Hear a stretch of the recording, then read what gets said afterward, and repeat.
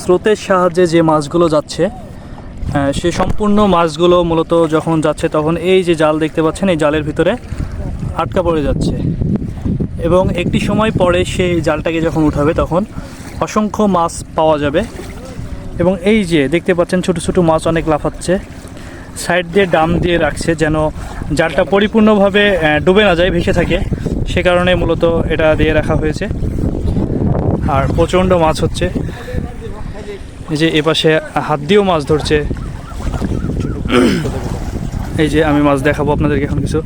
ভাই দেখি, ভাই মাছগুলা দেখি তোমার। এই যে অসংখ্য পিওলি মাছ একদম নদীর, এই যে হাত দিয়ে ভাবা যায় মানে এতগুলা মাছ সে হাত দিয়ে ধরছে, প্রায় হাফ কেজি থেকে 1 পোয়া হয়ে যাবে। কতটুকু হবে? এই যে একটা ছোট ভাই, ছোট একটা বাইলি মাছও পাইছে। কি খাবা না বিক্রি করবে এখন? সব খাবো, বাড়িতে খাওয়ার জন্য মাছ ধরছে। আসলে নিজে মাছ ধরে খাওয়ার মধ্যে অন্যরকম একটি মজা আছে।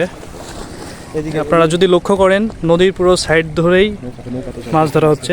তো নৌকাতে দেখা যায় কি মাছ আছে। মাছ হচ্ছে চাচা, একটা হচ্ছে না, ওই যে একটা উঠিস তো, ওই যে উপরে ওটা আটকায় আছে, প্রতিবার ঢুকবে প্রতিবার উঠবে। মাছ ধরতেছে দেখবে।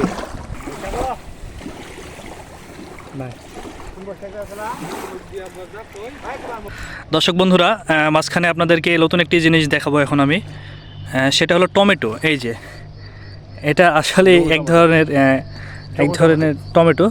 কি টমেটো এটা? জমেলো টমেটো। তো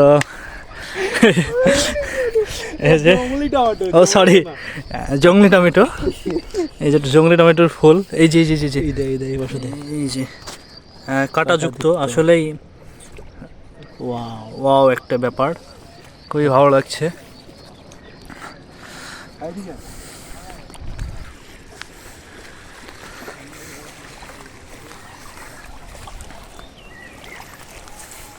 মাছ হচ্ছে ভাই, হাঁকা পাতলা না, দেখি কই আপনার মাছ, দেখি সব পিওলি নাকি? ও আচ্ছা আচ্ছা, তরকারি হয়ে যাবে বাড়িতে ইনশাল্লাহ।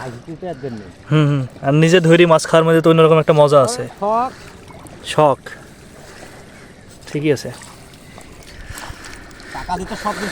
না না টাকা দিয়ে মাছ পাওয়া যাবে কিন্তু এরকম একটা মানে মজা পাওয়া যাবে না।